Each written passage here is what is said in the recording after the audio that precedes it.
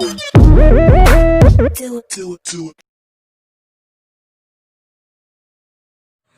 Everyone, solution chapter पढ़ना है हमें। सॉल्यूशन चैप्टर में आज हमें क्या पढ़ना है? Colligative properties. कॉलिगेटिव प्रॉपर्टीज की एक प्रॉपर्टी पिछले वाले में मैं करा चुकी हूँ, वो थी हमारी elevation in boiling point.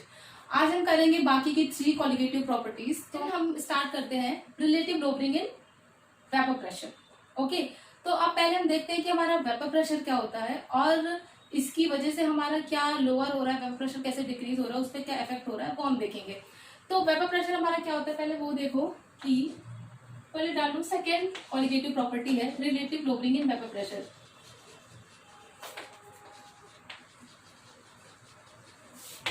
Relative lowering in vapour pressure. अब इस वाले में हम देखेंगे कि हमारा वेपर प्रेशर क्या होता है। वेपर प्रेशर की पहली डेफिनेशन देख लो सिंपली, कि जैसे हमने पानी लिया उसमें हम टेम्परेचर अप्लाई करेंगे। जब हमने टेम्परेचर अप्लाई किया तो हमारा पानी क्या गैसियस फॉर्म में, मतलब वेपर फॉर्म में हमारा हो जाएगा। तो ये क्या है, वेपर प्रेशर क्या है, किसी भी मटेरियल की हमारी टेंडेंसी है कि वो गैसियस या वेपर स्टेट में बन जाए। तो क्या इसकी डेफिनेशन लिख लो, tendency of any material, tendency of any material to convert into किस में कन्वर्ट होता है, गैसियस या फिर वेपर फॉर्म में, कन्वर्ट इनटू गैस और वेपर। ठीक है, देख लिया वेपर प्रेशर हमारा क्या होता है। अब हम यही स्टार्ट करते हैं कि relative lowering in vapour pressure देखना है। देखो एक कंटेनर में हमने क्या ले लिया, पानी ले लेते हैं। एक कंटेनर में हमने पानी ले लिया। अब हमारा जो ये पानी है, पानी हमारा क्या है, सॉल्वेंट है। ठीक है, एक कंटेनर में हमने पानी ले लिया, तो इसका हमारा जो अभी वेपर प्रेशर होगा वो हमारा क्या होगा, प्योर है, ये प्योर स्टेट में, इसका वेपर प्रेशर हो जाएगा हमारा PA0। अब जब हम इसमें सॉल्यूट मिला देंगे, इसी कंटेनर में हमने क्या किया, सॉल्यूट मिला दिया, या H2O है, हमने इसमें सॉल्यूट पार्टिकल्स ऐड कर दिए। सॉल्यूट हम कुछ भी ऐड कर सकते हैं, शक्कर ही बोल दो या NaCl बोल दो आप। ठीक है, हमने इसमें सॉल्यूट ऐड कर दिया, सॉल्यूट के पार्टिकल्स डिसॉल्व हो जाएंगे और वो सरफेस को भी ऑक्यूपाई कर लेंगे। पहले जो यहाँ पे पानी था इसमें हमारे पार्टिकल्स क्या थे, कम थे, लेकिन यहाँ पे जब हमने सॉल्यूट ऐड कर लिया तो कुछ पार्टिकल्स हमारे सरफेस में भी तो आ जाएंगे। तो सरफेस में सॉल्यूट की जो कॉन्सेंट्रेशन है बढ़ जाएगी। अब हम जब इसमें टेम्परेचर अप्लाई करेंगे तो इसके कंपैरिजन में यहाँ का सरफेस एरिया हमारा क्या हो गया है, सरफेस एरिया तो घट गया ना, लिक्विड का सरफेस एरिया हमारा घट गया है। तो जो वेपर फॉर्म में क्या कम कन्वर्ट होगा या फिर देरी से कन्वर्ट होगा। ठीक है, टेम्परेचर जब इसमें आप अप्लाई करेंगे तो यहाँ पे तो सॉलिड पार्टिकल्स नहीं है, सिर्फ सॉलिड पार्टिकल्स है, इनको क्या अच्छे से स्पेस मिल रही है, तो ये वेपर फॉर्म में कन्वर्ट हो जाएंगे।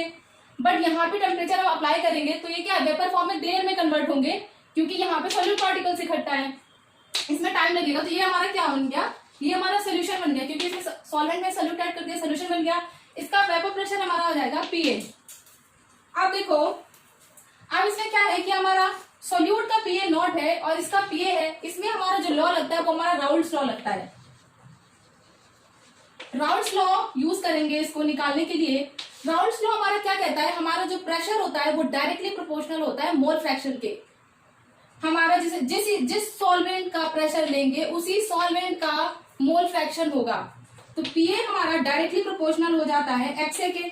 अगर ये सोल्यूशन का है, इसी सोल्यूशन का हमने प्रेशर लिया है, तो मोल फ्रैक्शन भी इसी सोल्यूशन का ही होगा PA। ठीक है, अब देख लो, प्रोपोर्शनैलिटी हटाने के लिए हम कांस्टेंट को इंट्रोड्यूस करेंगे या प्योर टर्म को इंट्रोड्यूस करेंगे जिसमें कोई भी इम्प्योरिटी ना हो। तो इसमें क्या है, PA0 हो जाएगी हमारी। PA is equals to PA0 into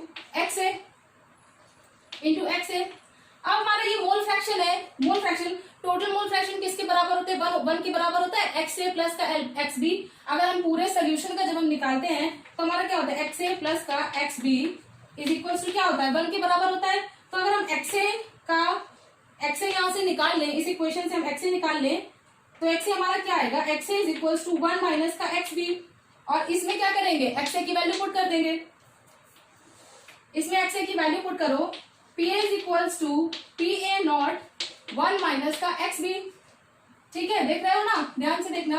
अब क्या करोगे इसमें, अब इस टर्म को ओपन कर लो, PA is equals to PA0 और क्या आ जाएगा, PA इंटू XB। ठीक है, PA0 इंटू XB आ जाएगा। अब इस टर्म को हम इधर ले आएंगे, क्योंकि हमें क्या निकालना है, हमें देखते हैं हमें क्या निकालना है, ऐसे डायरेक्टली नहीं, पहले देख लो कि हमारा क्या हो जाएगा, P A not, P A को यहाँ पे ले जाओगे minus P A is equals to x A into P A not. ठीक है, आप क्या करोगे, ये वाली टर्म जो है हमारी क्या है कि हमारे ये क्या है, ये प्योर में से जो हमारा ये वाली टर्म है, इम्प्योरिटी वाली टर्म है जिसमें हमने सोल्यूट ऐड कर दिया, उस वाली टर्म को माइनस कर रहे हैं हम। अब पी ए नॉट को यहाँ पे अपॉन में फिर से ले आओ, पी ए नॉट माइनस का P A upon P A not बराबर एक्स ए। इसी इक्वेशन को हमें यूज करना है relative loading in vapour pressure के जब भी क्वेश्चन पूछे जाएंगे। ये बहुत ही आसान चैप्टर है, ये चैप्टर में जब भी क्वेश्चन पूछे जाते हैं तो हमेशा जो भी हमारा फॉर्मूला आएगा डायरेक्टली आपको फॉर्मूले को पुट कर देना है और आपका आंसर निकल आएगा। तो ये आपका फॉर्मूला दे रखा है बुक में। अब देख लो एक्स हमारा क्या मोल फ्रैक्शन है, मोल फ्रैक्शन इसका एक्सटेंडेड फॉर्म देख लो कैसे लिखोगे, पी ए नॉट माइनस का P A upon P A not is equals to x से क्या है, एक्स ए नहीं सॉरी यहाँ पे एक्स बी है, तो ये एक्स बी का है मोल फ्रैक्शन। तो एक्स बी क्या है, मोल फ्रैक्शन है। मोल फ्रैक्शन किसके बराबर होता है हमारा, मोल्स अपॉन टोटल मोल्स के बराबर होता है। ठीक है, अब मोल्स किसके बराबर होता है हमारा, given weight upon molecular weight. ठीक है, upon moles upon total moles लिखना है ना। टोटल मोल्स में क्या होता है, Na प्लस का Nb, तो Na क्या हो जाएगा हमारा Wa upon Ma plus Wb upon Mb। ये हमारा इसका एक्सटेंडेड फॉर्म हो गया जो मेनली क्वेश्चन में आपको यूज करना है। अब क्वेश्चन में मेनली हमारा क्या पूछता है, हमारा पूछता है Mb निकालो, मोलर मास पूछ लेता है, W दे रखा होगा, मेनली क्वेश्चंस में यही पूछा जाता है। तो आप इस फॉर्मूले को पुट कर दोगे, आपका आंसर निकल आएगा। अब देख लेते हैं सेकंड आपको समझ में आ गई होगी कॉलिगेटिव प्रॉपर्टी। अब देखते हैं third colligative property. Third colligative property देखते हैं, वो है हमारी depression and freezing point. Depression and freezing point देखो,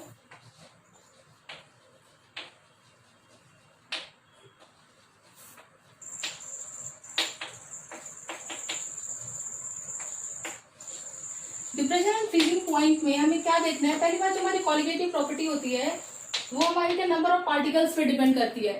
तो सेम चीज इसमें है कि फ्रीजिंग पॉइंट हमारा कब डिप्रेशन है तो मतलब हमारा फ्रीजिंग पॉइंट क्या घटेगा, फ्रीजिंग पॉइंट हमारा कब घटेगा, फ्रीजिंग पॉइंट हमारा तब घटेगा जब हम क्या सोल्यूट को मिला देंगे किसी सॉल्वेंट में।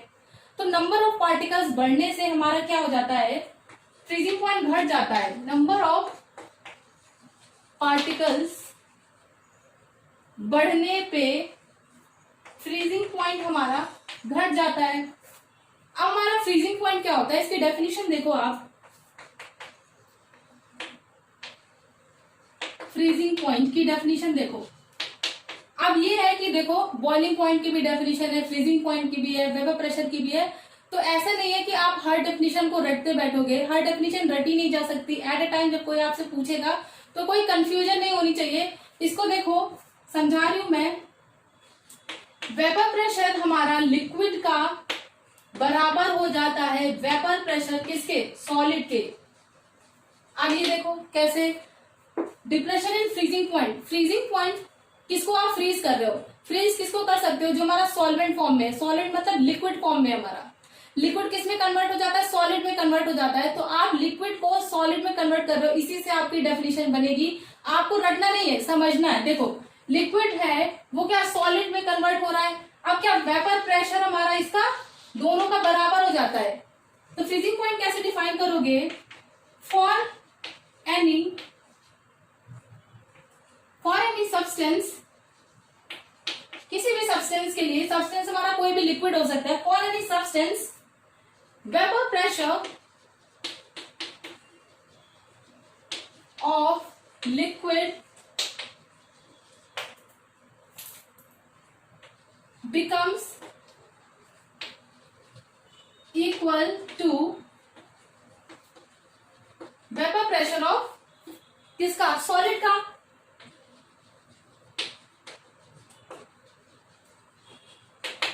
अब देख लो समझ में आ गया होगा, ये आसानी से समझ में आ गया, इसमें कोई रटने वाली बात नहीं है। हमें क्या टर्म याद रखनी है कि हम फ्रीज किसको करते हैं, लिक्विड को करते हैं। लिक्विड हमारा किस में, जब हम फ्रीज करेंगे, जब हम पानी को फ्रीजर में रख देते हैं तो किसमें कन्वर्ट होता है, लिक्विड हमारा सॉलिड में कन्वर्ट हो जाता है। तो क्या होता है, वेपर प्रेशर लिक्विड का सॉलिड के बराबर हो जाता है। ये आप सिंपली बता दोगे और आपकी डेफिनेशन एकदम करेक्ट होगी, आपको सोचना भी नहीं पड़ेगा, इससे आपका डिफाइन हो गया। अब देखो इसमें क्या करना है, आपको ग्राफ ड्रॉ करना है, ग्राफ से ये पूरा एक्सप्लेन हो जाएगा।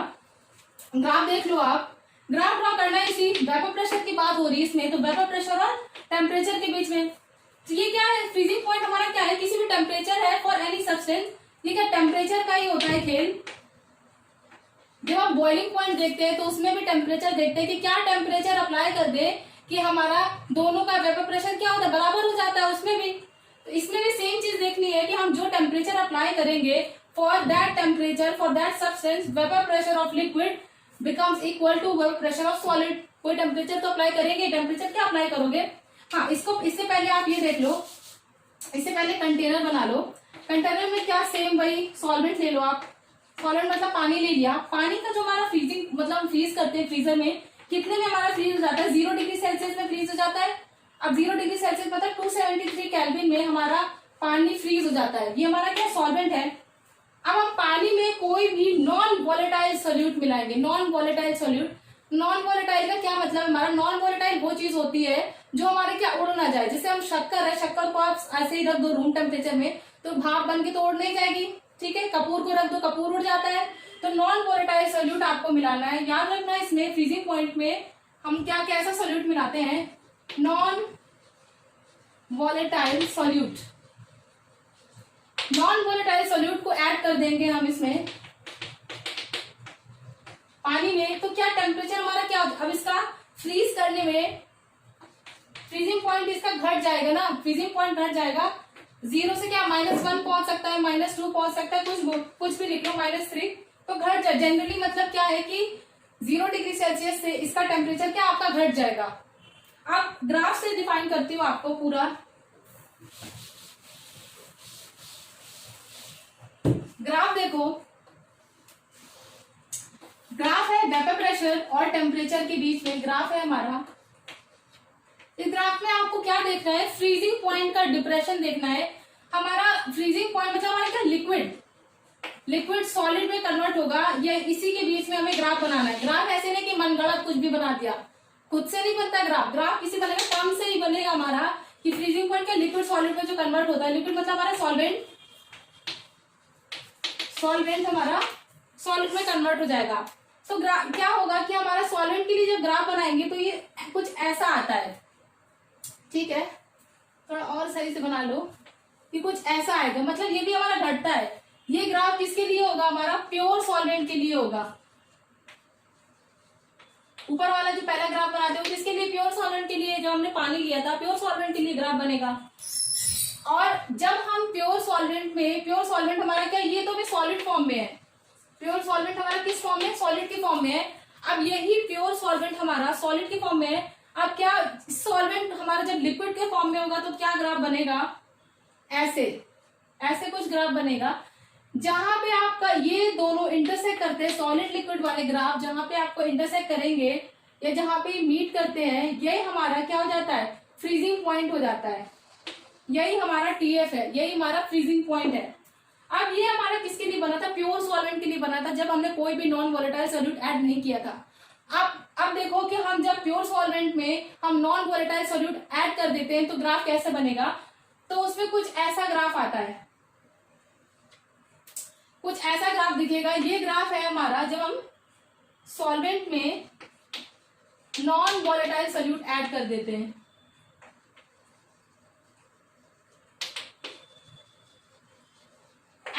तो कुछ ऐसा ग्राफ आएगा। अब इस ग्राफ को क्या करोगे आप, थोड़ा पीछे जब आप एक्सटेंड करोगे तो इस वाले ग्राफ से कुछ मीट करता है। सही से बना इस वाले ग्राफ से कुछ मीट करता है, कुछ ऐसे आएगा। ये वाला ग्राफ आपका इस ग्राफ से मीट करेगा। जो यहाँ पे जो ये क्या है भाई, ये इन दोनों के इंटरसेक्शन से दूसरा हमारा बनेगा। ये हमारा क्या है, TF0, सॉरी ये हमारा TF0 है प्योर वाले का, और ये हमारा है TF। प्योर वाले में हम क्या लेते हैं, TF लेते हैं। और अब हम ये देखते हैं कि प्योर वाले से भी कम है हमारा फ्रीजिंग पॉइंट। फ्रीजिंग पॉइंट जब हम नॉन वोलेटाइल सोल्यूट ऐड कर देते हैं तो हमारा फ्रीजिंग पॉइंट भाई और भी कम हो गया। तो इससे हमें क्या पता चला कि इन दोनों के बीच का डिफरेंस क्या है, ये है हमारा डेल्टा TF। अब इससे हम क्या देखेंगे कि हमारा जो डेल्टा TF है, change in depression of freezing point हमारा जो है डेल्टा TF किसके बराबर हो जाएगा, TF0 माइनस का TF। प्योर वाले से हम माइनस करेंगे जिसमें हमने नॉन वोलेटाइल सोल्यूट को ऐड किया है, ठीक है। ये हमने देख लिया। अब देखो इसका फॉर्मूला देखते हैं, क्या फॉर्मूला हम यूज करना है इसमें। तो हमारा जो डेल्टा टीएफ है हमारा,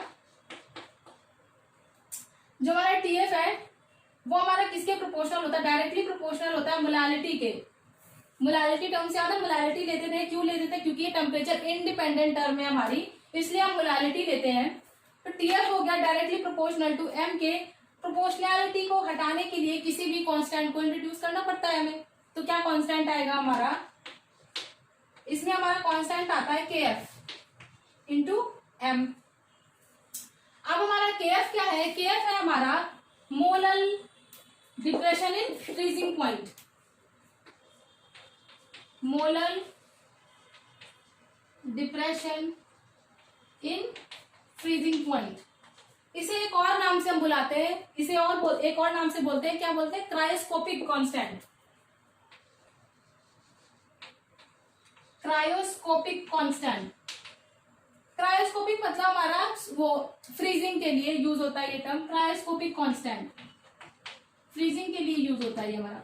ठीक है, ये देख लिया। अब हम देखते हैं, अब इसकी यूनिट निकालना, देखो कि इसकी केएफ की हमारी क्या यूनिट आएगी।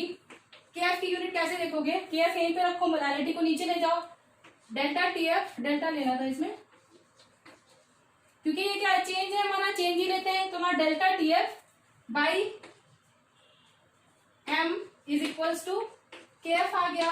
ठीक है, टेम्परेचर है हमारा, टीएफ मतलब हमारा टेम्परेचर है, तो वो किस में आएगा, केल्विन में आ जाएगा। मोलालिटी मतलब क्या होता है, molality number of moles per KG, solvent के लिए पर केजी में लेते हैं। तो नंबर ऑफ मोल्स, मोल्स मतलब मोल में, ठीक है, पर केजी मतलब पर केजी केएफ। तो इसकी क्या यूनिट आएगी, केल्विन, केजी ऊपर चला जाएगा, पर केजी से केजी बन जाएगा, मोल क्या आ जाएगा, पर मोल। केएफ की हमारी यूनिट आ गई। तो ये समझ में आ गया होगा, फॉर्मूला ये आपको यूज करना है इसमें, ये बुक में दे रखा है आपका फॉर्मूला, यूनिट ऐसे निकाल लेंगे। तो ये समझ में आ गया होगा। अब देखते हैं चौथी प्रॉपर्टी, ऑस्मोटिक प्रेशर वाली प्रॉपर्टी देखते हैं। लास्ट प्रॉपर्टी है हमारी ऑस्मोटिक प्रेशर। ठीक है, लिखो ऑस्मोटिक प्रेशर। ऑस्मोटिक प्रेशर में सबसे पहले देखो हमारा ऑस्मोटिक मतलब क्या होता है। ऑस्मोटिक हमारा जो टर्म है वो हमारा ऑस्मोसिस से आया है। तो हमारा ऑस्मोसिस का क्या मतलब है, ऑस्मोसिस की डेफिनेशन लिख लो आप, डेफिनेशन लिखो ऑस्मोसिस की। ऑस्मोसिस की हमारी डेफिनेशन होती है, पहले इसको एक एग्जांपल से समझ लो तो डेफिनेशन लिखने में आसानी रहेगी। एक कंटेनर लिया हमने, घर पे जो रेजिन होती है, रेजिन मतलब किशमिश हमारी, पानी है, सिंपल पानी ले लो, एक गिलास में पानी ले लो और उसमें रेजिन को आप डाल दो। 4-5 घंटे बाद आप देखोगे कि रेजिन जो हमारी पड़ी होगी वो क्या फूल जाएगी। पानी ले लिया, पानी में आपने रेजिन डाल दिया, 4-5 घंटे बाद देखोगे अभी ये कैसी है, एकदम जैसे नॉर्मल हमारी रेजिन होती है वैसी रेजिन है। अब जब आप बाद में देखो तो हमारी रेजिन क्या, रेजिन ऐसे हो चुकी होगी, ऐसे मतलब ये स्वेल्ड फॉर्म है रेजिन का, फूल चुकी होगी हमारी रेजिन। ठीक है, अब क्या है, जो हम पहले जो बाहर का जो हमारा सोल्यूशन है, पानी प्रेजेंट है, वो हमारा क्या है, डाइल्यूट है। पानी हमारा क्या है, डाइल्यूट है। किसके कंपैरिजन में, रेजिन के कंपैरिजन में। रेजिन के अंदर का एनवायरमेंट कैसा है, कॉन्सेंट्रेटेड है। रेजिन अंदर तो काफी कॉन्सेंट्रेटेड है ना, बाहर क्या है, पानी प्रेजेंट है, वो काफी डाइल्यूट है। इसमें क्या किया हमने, जब पानी में हमने रेजिन डाला तो 4-5 घंटे बाद क्या हुआ, रेजिन हमारी फूली हुई मिली।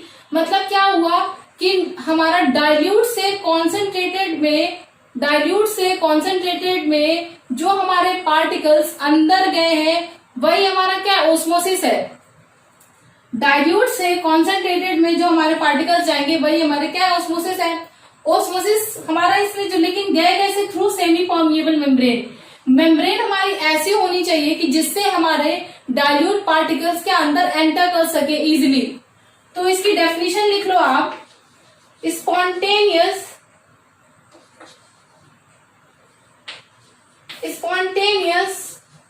Flow of dilute particles, spontaneous flow of dilute particles, या आप क्या कह सकते हो, solvent. Spontaneous flow of solvent particles solvent particles, ठीक है, फ्रॉम सॉल्वेंट पार्टिकल्स थ्रू कैसी मेम्ब्रेन से, सेमी परमिएबल मेम्ब्रेन होनी चाहिए, ऐसी मेम्ब्रेन होनी चाहिए जिससे हमारे सॉल्वेंट पार्टिकल्स आसानी से अंदर फ्लो कर सके, through semi permeable membrane.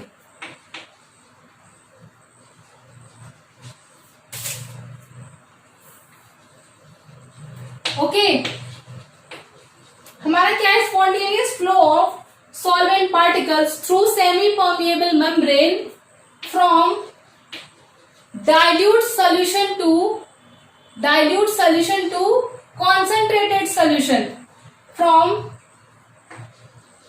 dilute solvent लिख लो, solute लिख लो, solution लिख लो, dilute solution to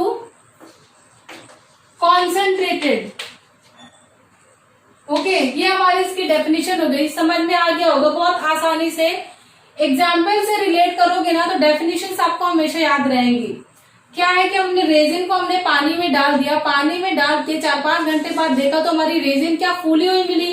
फूली हुई मिले होने का क्या मतलब है, पानी तो हमारा क्या है, डाइल्यूटेड है, डाइल्यूटेड से हमारे कॉन्सेंट्रेटेड में हमारा क्या हो गया, अंदर सोक हो गया, सोक कर लिया इसने, तो हमारी स्वेल्ड रेजिन हमें मिल गई थी। इसमें रेजिन हमारी कैसी मिली थी, स्वेल्ड मिली थी। अब आप क्या करोगे, रेजिन हमारी फूल चुकी है, अब हमें क्या इसको ओरिजिनल फॉर्म में ले जाना है, तो आप क्या करोगे कि हम वही पानी में हमने क्या किया, NaCl ऐड कर दिया, सेम पानी है हमारा, पानी में हमने NaCl ऐड कर दिया और उसी फूली हुई रेजिन को, स्वेल्ड रेजिन को हमने इसमें डाल दिया।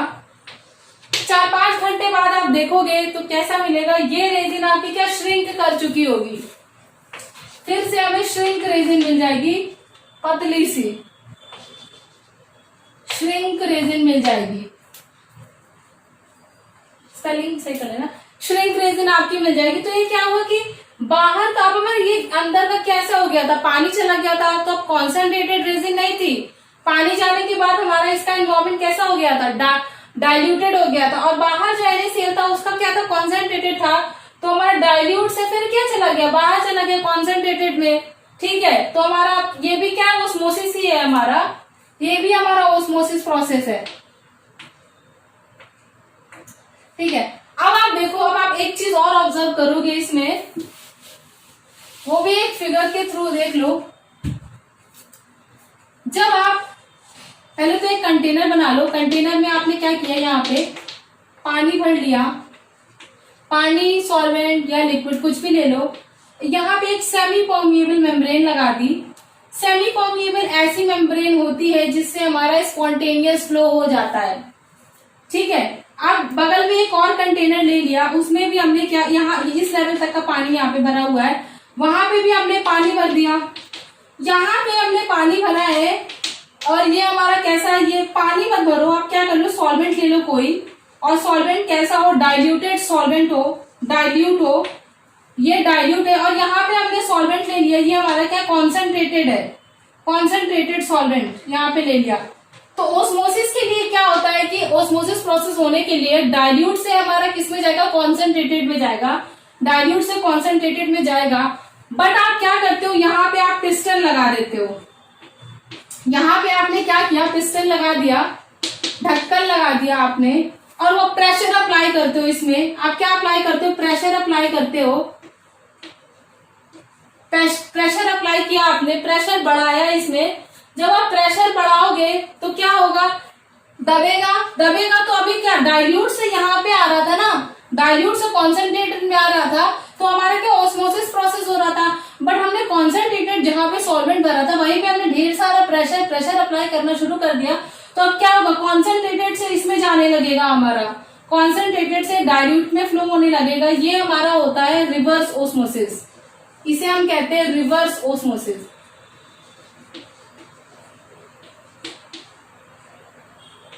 ये हमारा होता है आरओ सिस्टम, रिवर्स ओस्मोसिस मतलब आरओ सिस्टम। आरओ जो आप घर पे यूज करते हो, आरओ क्या है, मतलब प्योरिट का जो पानी यूज करते हो उसमें यही चीज अप्लाई होती है कि हमारा कॉन्सेंट्रेटेड जो सॉल्वेंट होता है उसमें हम प्रेशर अप्लाई करते हैं, कॉन्सेंट्रेटेड हमारा क्या डाइल्यूट में फ्लो होता है। ठीक है, रिवर्स ऑस्मोसिस देख लिया। अब इसकी वो देखते हैं, फॉर्मूला देखते हैं, इसमें क्या फॉर्मूला यूज होना है जिससे कभी भी इसके ऊपर क्वेश्चन दिया जाएगा। तो डायरेक्टली हमें क्या, सॉल्यूशन चैप्टर बहुत ही इजी है, इसमें बस आपको क्या टर्म्स समझनी है। अगर आपको टर्म्स समझ में आ गई तो इसमें कुछ नहीं है, बस फॉर्मूले को आपको याद रखना है। ऑस्मोटिक प्रेशर पाई से डिनोट करेंगे हम, ठीक है। ऑस्मोटिक प्रेशर पाई हमारा डायरेक्टली प्रोपोर्शनल होता है कॉन्सेंट्रेशन के, पाई हमारा कॉन्सेंट्रेशन के डायरेक्टली प्रोपोर्शनल होता है। पाई हमारा डायरेक्टली प्रोपोर्शनल होता है मोलैरिटी के,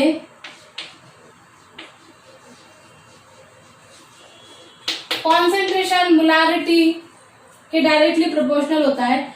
और पाई हमारा क्या, एक तरह से प्रेशर ही तो है, पाई हमारा क्या प्रेशर ही तो होता है, ऑस्मोटिक प्रेशर ही तो अप्लाई कर रहे हैं हम। तो पाई हमारा टेम्परेचर के कैसे डायरेक्टली प्रोपोर्शनल होता है, ये टेम्परेचर के भी डायरेक्टली प्रोपोर्शनल होता है। अब हमें टर्म्स मिल गई जो हमारे डायरेक्टली प्रोपोर्शनल की टर्म्स हैं, इनको देखो कैसे लिखना है, pi directly proportional concentration and temperature के। अब इस प्रोपोर्शनैलिटी को हटाने के लिए कांस्टेंट को इंट्रोड्यूस करना पड़ेगा, वो हम लेते हैं गैस कांस्टेंट, वो है हमारा आर। गैस कांस्टेंट को इंट्रोड्यूस किया, आर हमारा क्या है, गैस कांस्टेंट।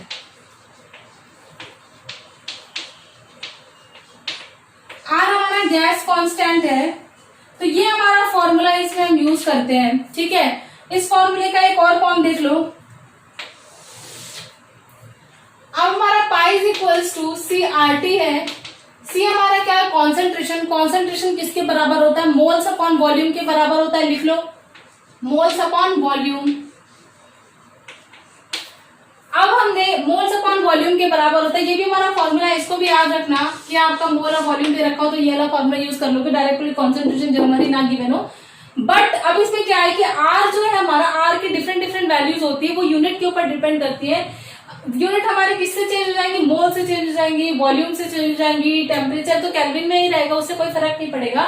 वॉल्यूम क्या है, कभी हमारा मीटर क्यूब में वॉल्यूम दिया हो, जब हमारा वॉल्यूम मीटर क्यूब में गिवन हो और मोल्स मान लो मोल में गिवन हो, जिसमें भी गिवन हो, तो जो आर की वैल्यू हम यूज करते हैं 8.314 यूज करते हैं, 8.314 केल्विन, 8.314 केल्विन पर मोल, ऐसे टाइप की आपकी एक यूनिट आएगी, वो आप यूज करते हो, ठीक है। और आर आपका एक और यूज होता है 0.821, वो हम कब यूज करते हैं, जब हमारा वॉल्यूम हमारा किस में दे रखा हो, लीटर में दे रखा हो, वॉल्यूम हमारा लीटर में दे रखा हो और मोल्स भी हमारे किसी फॉर्म में दे रखे होंगे।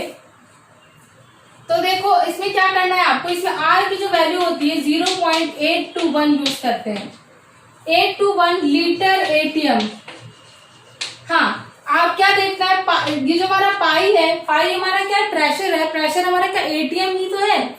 तो जो अगर ये एटीएम भी हमारा क्या हो सकता है, हमारे एटीएम की क्या वैल्यू होती है, 1 एटीएम इज इक्वल टू किसके बराबर होता है, 1.013 ऐसे कुछ होती है न्यूटन पर मीटर स्क्वायर, ठीक है। ये हमारी प्रेशर की यूनिट होती है, 1.0135 ऐसे कुछ होती है, ठीक है। ये 1 एटीएम की वैल्यू होती है, तो ये क्या लीटर एटीएम केल्विन पर मोल, पर केल्विन पर मोल, ऐसे आपकी यूनिट इसमें दे रखी होगी, आर की यूनिट है, ठीक है। इससे सिमिलरली आपको इसमें देखना है, आर की यूनिट सिमिलरली इससे मैच कर लो, ये लीटर में है तो इसमें जैसे हमारा दे रखा हो लीटर एटीएम है, केल्विन हमारा पर केल्विन होगा, मोल होगा, ठीक है। मोल हमने ऊपर लिख ही दिया, पर मोल पर केल्विन, और लीटर में पर मोल पर केल्विन लीटर एटीएम।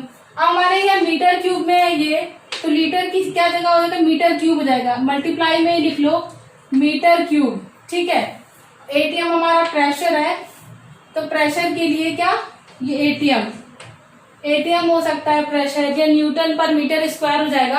हाँ, अगर हमारे प्रेशर की यूनिट क्या है, न्यूटन पर मीटर स्क्वायर है, अगर हमारे इसमें प्रेशर की यूनिट, तो ये क्या है, हमारी क्या ऊपर है, और ये वाली जो यूनिट थी हमारी मीटर क्यूब वाली, मीटर क्यूब क्या वॉल्यूम है, वॉल्यूम क्या है पर मीटर क्यूब, वॉल्यूम क्या है हमारा नीचे है ना, तो आर की यूनिट निकालिए। रुको यहाँ से आर की यूनिट देख लो कैसे निकलेगी, pi into volume by n into temperature.